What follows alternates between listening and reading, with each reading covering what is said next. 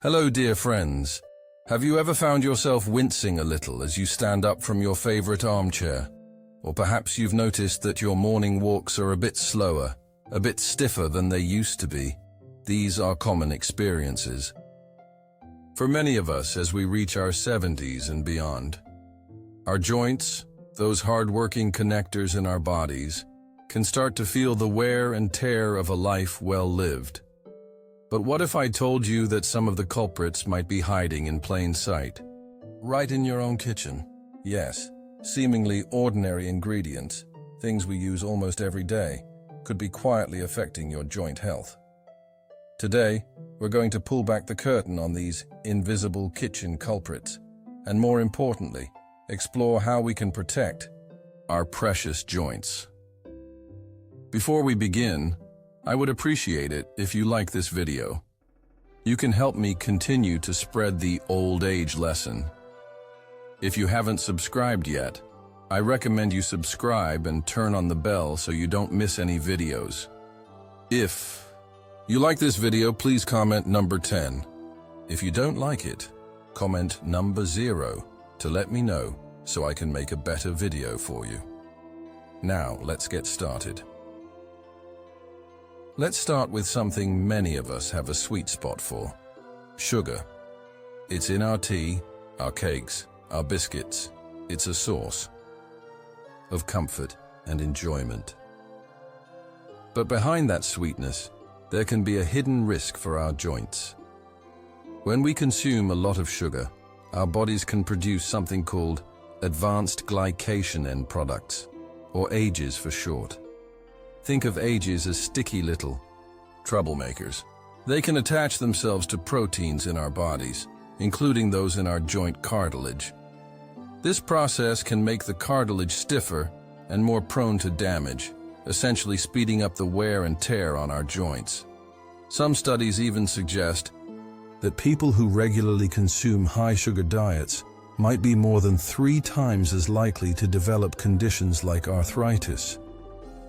It's not about completely banning sugar, of course, but about being mindful of how much we're consuming. Next on our list is refined flour. This is the stuff that makes our white bread so soft, our pasta so smooth, and our pastries so light. But the very process that makes it refined strips away much of its natural goodness, like fiber and nutrients. When we eat foods made from refined flour, our bodies convert them into sugar very quickly. This rapid conversion can lead to a spike in blood sugar, and you guessed it, trigger inflammation throughout the body, including in our joints. Over time, this chronic inflammation can accelerate the degeneration of our joint cartilage. Think about the difference between a slice of whole grain bread and a slice of white bread. Whole grains are digested more slowly, providing a steady release of energy and less of an inflammatory jolt. Refined flour, on the other hand, can be a bit of a hidden challenge for our joints if it's a major part of our diet. Now let's talk about meat. Protein is important, especially as we age, for maintaining muscle strength. However, an excessive intake of certain types of meat, particularly red meat and processed meats, can pose a threat to our joint health. Red meats, like beef and lamb, are often high in saturated fats. These fats can contribute to inflammation in the body. Processed meats, such as sausages, bacon, and deli meats, often contain additives, preservatives, and high levels of salt. These substances can also promote inflammation and put extra stress on our bodies, including our joints. This doesn't mean you have to give up meat entirely. It's more about the quantity and the type. Choosing leaner protein sources like fish, especially oily fish rich in omega-3s, and poultry can be a healthier option for our joints. These stories aren't just abstract warnings. They have real-life impacts. I remember speaking to Mrs. Chen, a delightful lady in her late 70s, who loved her sweet afternoon tea with several biscuits. She started noticing her knee pain getting progressively worse, making her gardening her greatest joy. a painful chore. After learning about the impact of sugar, she gradually cut down, and while it wasn't a miracle cure, she did find her joints felt less achy, and she could spend more time with her beloved roses. Then there was Mr. David, who was a big fan of white toast for breakfast and sandwiches with processed ham for lunch every single day. He struggled with stiffness in his hands, making it difficult to even hold his newspaper. His doctor gently suggested trying whole grain bread and varying his lunch choices, perhaps including more salads and some grilled chicken or fish. It took time, but Mr. David reported that the morning stiffness eased and he felt a bit more nimble. These aren't isolated incidents. Many seniors find that what they eat has a direct, tangible effect on how their joints feel and function. It's a powerful reminder that our food choices are a form of self-care. But enough about the problems. The good news is that our kitchens can also be a source of healing and protection for our joints. Let's explore some dietary secrets to help guard our joint health. First, let's talk about anti-inflammatory foods, nature's own little helpers. 1. Of the most well-known is omega-3 fatty acids, found abundantly in oily fish like salmon, mackerel, and sardines. Omega-3s are fantastic at helping to reduce inflammation throughout the body. If fish isn't your favorite, fish oil supplements can be an option, but always talk to your doctor first. Then there's ginger and turmeric. These spices have been used for centuries for their medicinal properties. Ginger contains compounds called gingerols, and turmeric contains curcumin, both of which have powerful anti-inflammatory effects. You can add fresh ginger and turmeric to your cooking, or enjoy them as a soothing tea.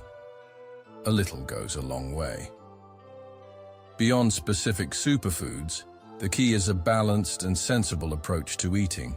For those of us over 70, a diet rich in a variety of fruits and vegetables is a cornerstone of good joint health. These foods are packed with antioxidants, which help fight off the cellular damage that can contribute to inflammation and joint issues. Aim for a rainbow on your plate. Whole grains, as we've touched upon, are also incredibly important. Oats, brown rice, quinoa, and whole wheat bread provide sustained energy and fiber, helping to keep inflammation in check. Don't forget protein. We need it for muscle and tissue repair. Good sources include lean meats, poultry, fish, beans, lentils, and eggs, and healthy fats are our friends.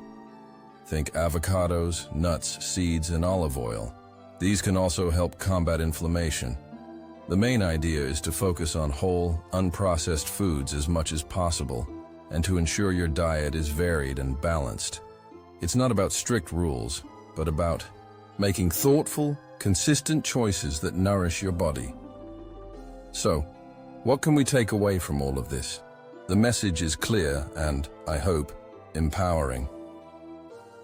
What we choose to put on our plates has a profound impact on our joint health, especially as we navigate our later years. Those common kitchen staples, excess sugar, refined flour, and too much red or processed meat, can indeed be quietly working against us. But by understanding their effects, we can make informed choices.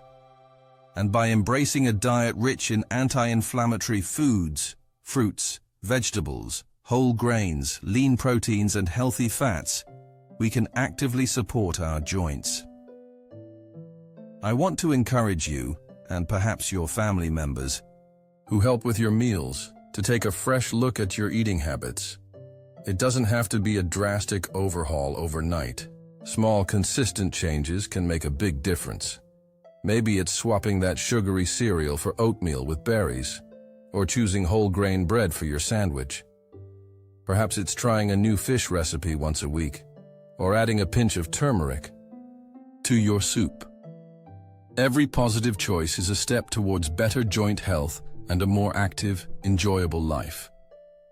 Remember, Your body has carried you through a lifetime of experiences. Now, it's our turn to care for it with wisdom and kindness. Let's commit to nurturing our joints through mindful eating so we can continue to enjoy our golden years with vitality and less discomfort. Think about one small change you can make this week.